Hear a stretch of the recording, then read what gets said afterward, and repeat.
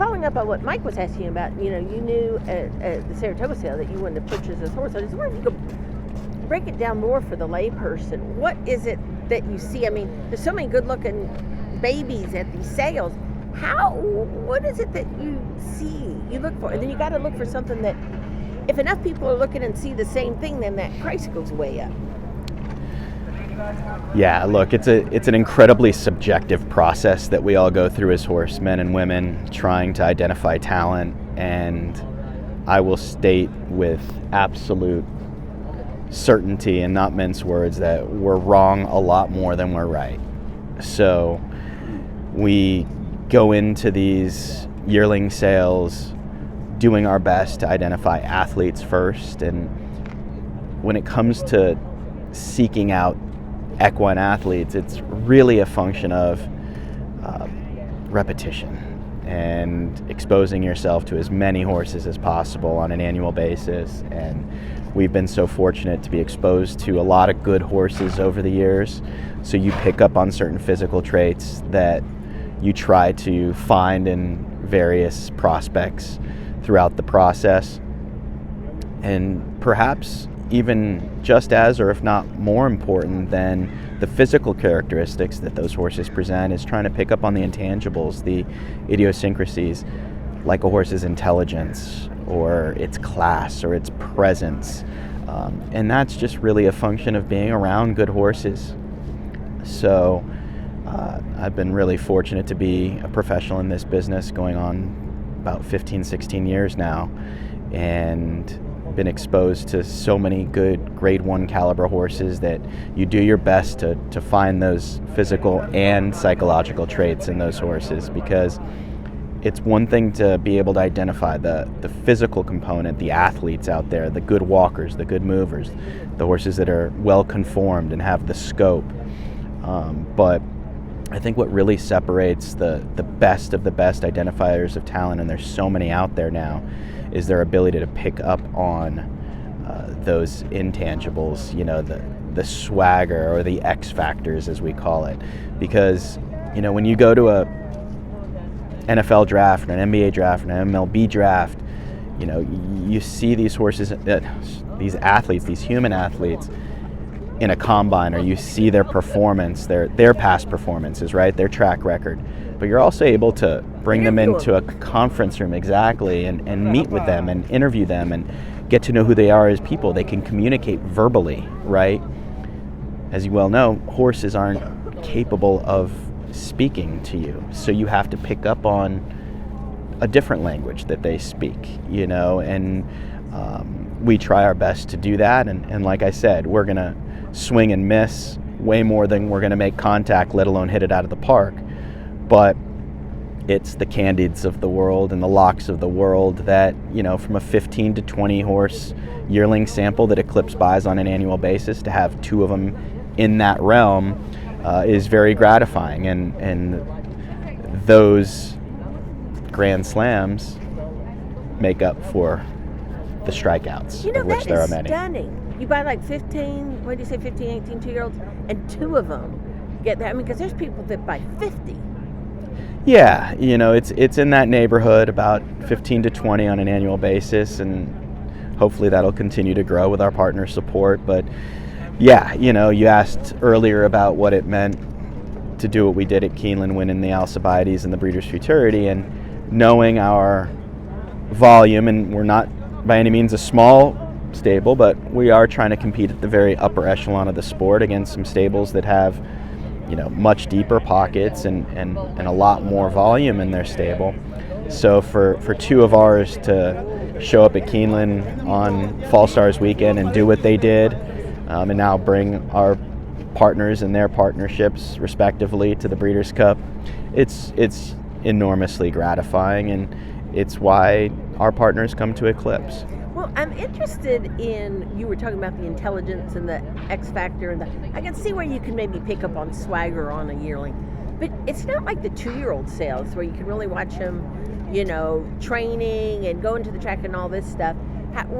You've got a very small window to decide if that horse is intelligent. I mean, I guess in the ring, if he sounds stupid, if he acts stupid, that's one thing. But if they don't act Yeah, that's. I mean, I You've just think that- already made up your mind before they walk into the ring.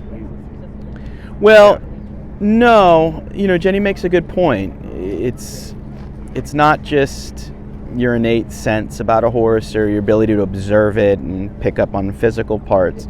We really do try to put in our due diligence and work just as hard, if not harder, than anybody else on the sales grounds. But anybody that goes out to Saratoga Select Sale or the Keenelan September Sale, which is really the granddaddy of them all in terms of volume, or the October Sale, you see these bloodstock agents, the Donato Laney's, the Mike Ryans, the Liz Crows, I mean, the Jacob Wests. You see how gifted they are, but they're the first ones on the grounds and they're the last ones to leave. And our team at Eclipse, we pride ourselves on our work ethic as well. And to your point about going to the ring, there are certain situations where you can't follow every horse up to the ring and observe them in the back and see how they're behaving. But that's the closest thing to a pre-race paddock environment as it gets. So we do our best to follow every horse that's on our short list that has vetted for us, that we're going to try to bid on and acquire, so that we can get that realistic exposure and evaluate how they behave in those instances. Because we could love a horse at the barn in a very calm, tranquil, and easy environment, and then they get to the back ring where there's 20 other horses and there's 50, 75 people looking at them, there's noise, and they become unraveled. That's a no-no. That's a sign that maybe these horses aren't cut out for that job, because there's so much that they do have to do when it becomes time to be a racehorse. So those things are all important to us, and we try to pick up on it as much as possible and keep our eyes as close on them as possible, because it matters. Well, what about Candied? You talked about Locke. Did you have the same sort of feeling about her? I actually cannot take credit for Candied firsthand. Our Vice President of Bloodstock, Sean Tugel, actually was working the Fasig-Tipton July sale last year solo. I wasn't able to be there in person, so I was communicating with Sean remotely. So all credit to Sean for shortlisting Candied. He spotted her on the sales grounds and was immediately enamored by her, and throughout the week she jumped through all his hoops, and he was sending me videos and updates on her as we went through our process, and we decided that we were going to take a swing at her, and we were very pleased to land her for the price that we did at $165,000, which is not a little amount of money by any stretch of the imagination, but in the grand scheme of the marketplace, relatively speaking, it was very good value, especially for a daughter of Candy Ride with a little bit of pedigree underneath her as well. So, it was a team effort in that respect. It's always a team effort, between Sean, myself, Kelsey Marshall, who's been my right-hand woman from the very beginning and been at just about every sale with me since we started Eclipse. Our chairman, Brian Spearman, always there on the sales grounds with us. So it's a team effort, but really most of the credit as it relates to Candied goes to Sean. They're championship races, they're grade ones. Every horse in the starting gate is going to be champion worthy. We don't take anything for granted. Anything can happen out there on the racetrack. In the filly race, you've got what appears to be a generational talent in Beholder's daughter, Tamara. On the colt side of the equation, it's a stacked field. You've got Muth, you've got Timberlake. It's just an incredible lineup of really, really good individuals. So we're just focused on our horses, and hope that the game can be played fair out on the racetrack come Friday. So I have a Candied question. She is not nearly as polished as Locked. Locked is a really push-button colt who's laid back in the mornings. He just does what you ask him to do. Candied is a filly that's given us fits, actually, ever since she was broken and trained winter and spring last year in Ocala down at Winding Oaks with Susan Montaigne, particularly as it relates to her lead changes. She just is very stubborn about her lead changes, and if you watch her 2 races to date, she hasn't switched leads in either of them in the stretch. She stayed on her left lead all throughout her races. So that is a cause for concern, because at some point she's going to run into somebody that's just better than her, that she's going to have to pull out more. And if she's not quite as polished as she needs to be at the elite level, it could come back to make the difference. So we're working with that on her, but at the same time, you know, you got to treat them all as individuals, and you don't force them to do something that they don't really want to do. And as long as she's running fast and she's winning, we're just going to let her be. But she's just a very gifted filly. There's no telling where her ceiling might be.